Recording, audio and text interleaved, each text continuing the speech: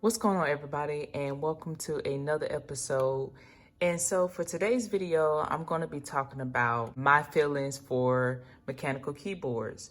Now, just giving you a little quick background, as this video is going to be more like a discussion, and giving you guys about my 1 and 3 months experience with mechanical keyboards and what my experience entails in using them. If you have used mechanical keyboards or you just diving into this hobby, then hopefully this video is insightful and also relatable, maybe even, who knows. Let's go ahead and get started. So this is actually my second time filming this video because I accidentally deleted it, but I thought it was important to redo it simply because the reasons and the topics that I will mention in this video that I have notated is kind of important and something that maybe some people don't know when they're getting into this hobby.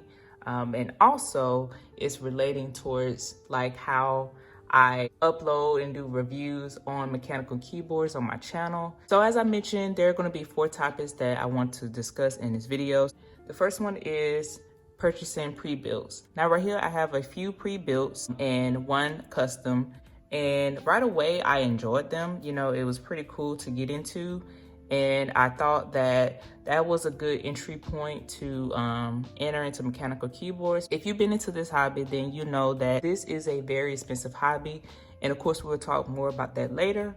But as far as pre-builts, you can kind of like buy quite a few of them early on, as they're a little bit cheaper versus customs. So with that, I started purchasing quite a few, and then I started losing space. But for the most part, when it comes to mechanical keyboards, depending on the size of them and the form factor, they can take up a decent amount of space. Another thing when buying pre-builts is that I was finding myself buying a lot of keyboards that I wasn't really sure if I liked them or not.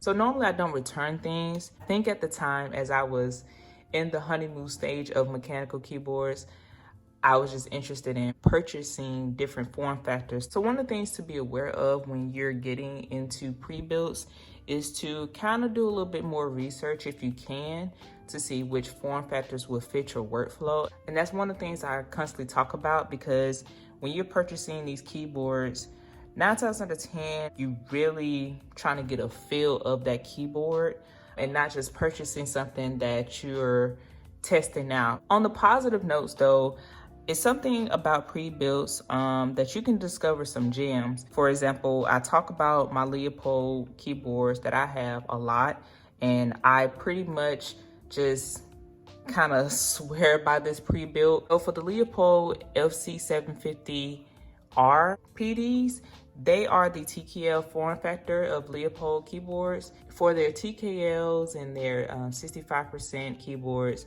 they are very nice and well built, pretty much premium quality. So if you watch my other videos, then you know that I talk about the 65% form factor a lot, and that's where you will see I mention one of my favorite keyboards is the FC660M, and I actually own the FC660C as well. Another positive for me is that when I do my reviews on mechanical keyboards, I do have the opportunity to test them out for a long period of time. And so that's something I do enjoy and take kind of pride on, is that I want to give a detailed, informative review. I do a lot of typing, as I've mentioned in previous videos, and that actually helps me with testing out a keyboard intensively. On the flip side of that though, those take quite a while to do. So if I'm being completely honest, right now work is so demanding and that kind of exhausts me a little bit. So I hope that makes sense for you guys and you are able to understand. So that point leads me into reviews. So as I mentioned, I prefer to take my time when doing those reviews, and therefore I don't want to rush anything. So I'd rather take my time with building and working on that video at some point, rather than just not uploading a video because I have that one to do and I really want to continue to upload more content for you guys. That is a main huge key with my reviews with mechanical keyboards, because they take so much time to do, and I just want to make sure they come out in a way that I'm happy uploading that video to you guys. hopefully you guys understand, but definitely stay tuned. I'm still working on reviews for you guys. Just it's taking me a little more time. Sometimes I rotate out keyboards. So for example, if I'm using my custom, I may switch to the Leopold. If I'm using the Leopold, I may switch to the HHKB, and so on and so forth. So that way I can develop a, solid experience. Although I mentioned that I will rotate out keyboards, I'm doing that after using one keyboard for about 2 weeks. So you're definitely getting a solid review of consistent use. So like I said before, the downside to that is by the end of the day, I'm pretty much exhausted. Trying to do a video after a long work day, sometimes weeks, can be not so good in doing a video in that state of mind as to why you haven't seen certain reviews just yet. Okay, so another thing I wanted to mention, I felt like I was becoming a little obsessed with mechanical keyboards, and I say that because I found myself constantly looking for that next keyboard to purchase. I kind of had to take a mental break from obsessing over mechanical keyboards simply because they are such a cool tool to have, and they're very nice, and the customization that you can do with them is pretty awesome. But within that, it just got kind of frustrating. But with that being said, let's go ahead and move on to the prices of keyboards and custom builds. I started dissecting mechanical keyboards, and I was like, yo, why are these keyboards so expensive? Like it just ranges from various prices. And that's another thing, you kind of like all over the place when it comes to prices. If you're looking at one pre-built to another, some pre-builts can be $50, $30. Some can be up to $200 to $300, maybe even a little bit more. So it just all depends on what you're looking at. And that can be a little intimidating simply because it's like, who can afford to buy those kind of keyboards all the time? So that reason made me take a step back with keyboards, simply because the other hobbies that I'm interested in, I don't want to just drop them. Currently, I just have my main source of income of my job. So, trying to keep up with keyboards, it's tough. It's always a new switch coming out or new switches coming out. There's always a new keyboard and so on and so forth. So trying to keep up is very difficult, which is why I had to stop obsessing over it and just take a step back.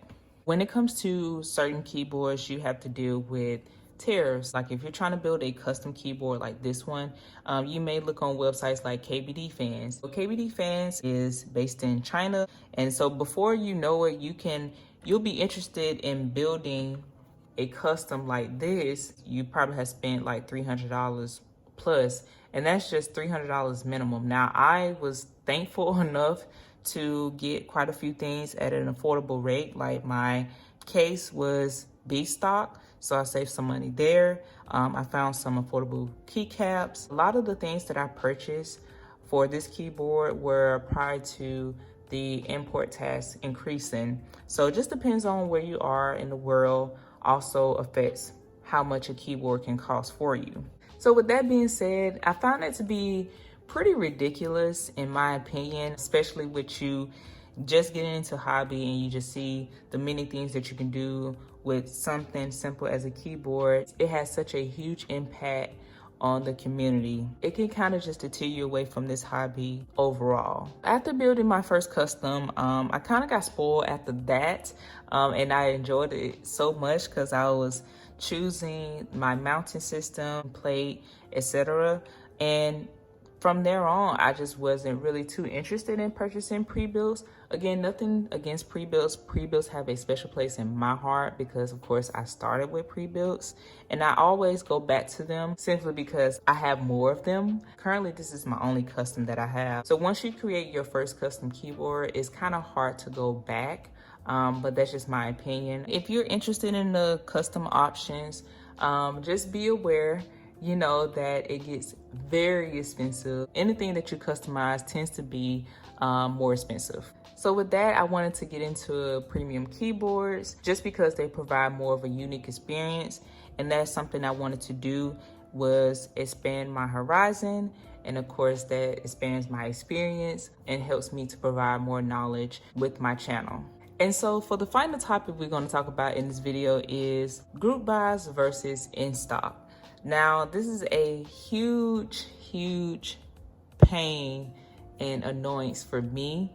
I do not like group buys. I prefer an item to be in stock. Group buys is just, I get the method. The whole method behind group buys is to make sure that the seller doesn't have so much liability with producing massive quantities. And with the mechanical keyboard community initially starting as a small community and now recently growing massive, I get why that method was important to use.